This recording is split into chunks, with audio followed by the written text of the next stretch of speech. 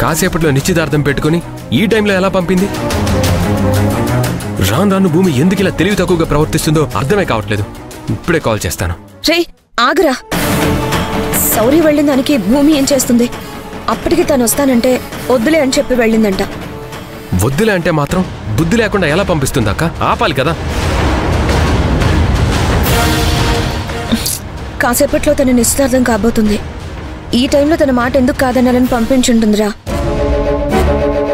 త్వరగా తీసుకురమ్మని నేను భూమిని పంపించానులే. పెళ్లి నిశ్చితార్థం అంటే ఇంట్లో ఆడపిల్ల గడప దాటకూడదు కదక్క.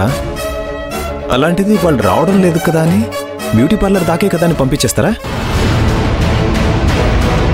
ఇప్పుడు అత్తయ్య వాళ్ళు అడిగితే ఏం సమాధానం చెప్తాం? ఇలా బ్యూటీ పార్లర్కి వెళ్ళిందని చెప్తామా? ఎంత అత్తయ్య అయినా సరే తను ఏమనుకుంటుంది? రే, మనం ఇవన్నీ మాట్లాడుకునే లోపు తను వచ్చేస్తుందిలే. కానీ మీరేంటి ఇంకా కొత్త బట్టలు వేసుకోలేదు? ముందెళ్ళి బట్టలు మార్చుకొని రండి పోండి. శౌర్య లేదు కదక్క, తను వచ్చాక మేము రెడీ అవుతాంలే.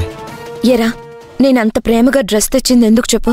నా తమ్ముళ్ళిద్దరినీ ఆ డ్రెస్ లో చూసుకోవాలనే కదా. సర్లే అక్క, బాధపడకు, వేసుకుంటానులే. కాసేపట్లో శౌర్య భూమి వచ్చేస్తారు. ఈలోపు మీరు బట్టలు మార్చుకుని వచ్చి బంధువులకి ఏం కావాలో చూడండి. సరే అక్క.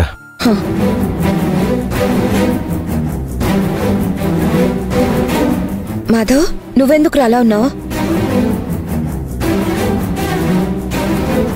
ఏం లేదక్క, నీ పెళ్ళప్పుడు అమ్మా నాన్న కంగారు పడుతుంటే, అక్క ఆనందంగా పెళ్లి చేసుకుంటుంటే ఎందుకు కంగారు పడుతున్నారనేది నాకు అర్థం కాలేదు. ఇంటి ఆడపిల్ల పెళ్ళంటే అందరికీ ఆనందంగా ఉన్నా సరే కన్నవాళ్ల గుండెల్లో మాత్రం భయంగా ఉంటుందని ఆ వయసుకి తెలియలేదక్క. ఇప్పుడు తెలుస్తోంది. ఆడపిల్లని అత్తారింటికి పంపించాలంటే ఏ తల్లిదండ్రులకైనా బాధగానే ఉంటుందిరా. 20 ఏళ్లు గుండెల్లో పెట్టుకుని చూసుకున్న బిడ్డని ఎవరింటికో పంపేస్తాం.